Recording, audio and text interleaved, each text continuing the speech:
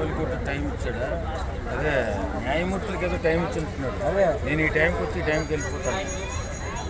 నిజంగా చాలా ఆశ్చర్యం ఉంది. భారతదేశం స్వతంత్రం వచ్చిన తర్వాత, రాజ్యాంగం నిర్మించబడిన తర్వాత ఈయన కొత్తగా ఇస్తున్న టైము న్యాయమూర్తులకి ఉపయోగాలు దగ్గర పడినట్టుంది.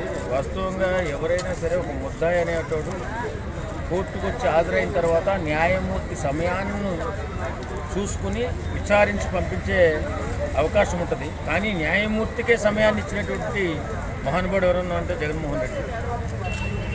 చాలా ఆశ్చర్యంగా ఉంది, చాలా చాలా ఆశ్చర్యం. ఎందుకంటే న్యాయమూర్తులకి సమయాన్ని ఇవ్వడం అంటే ఒక ముద్దాయి నేను నా చరిత్రలో చూడలేదు, మరి ఎవరన్నా చూసారో లేదో తెలియదు. ఇది చాలా ఆశ్చర్యం కింద అనిపిస్తుంది లేదా మీకు బాబు? న్యాయమూర్తుల సమయాన్ని ఇవ్వడం అంటే 6 సంవత్సరాలు టైం ఇచ్చింది కదా కోర్టు. అంటే ఇప్పుడు న్యాయ వ్యవస్థ కూడా ఒకటి ఆలోచిస్తుందండి.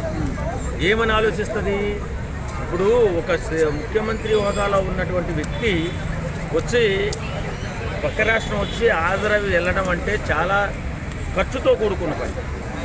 కాబట్టి ప్రజాసేవలో ఉన్నటువంటి వ్యక్తికి ఆ ఖర్చు తగ్గించి అంత పెద్ద భారంలో ఖర్చు అవుతుంది. కాబట్టి సమాజం పట్ల బాధ్యత ఉన్నటువంటి వ్యవస్థలు కాబట్టి ఈ న్యాయ వ్యవస్థ కొన్ని వెసులుబాటు కల్పిస్తుంది.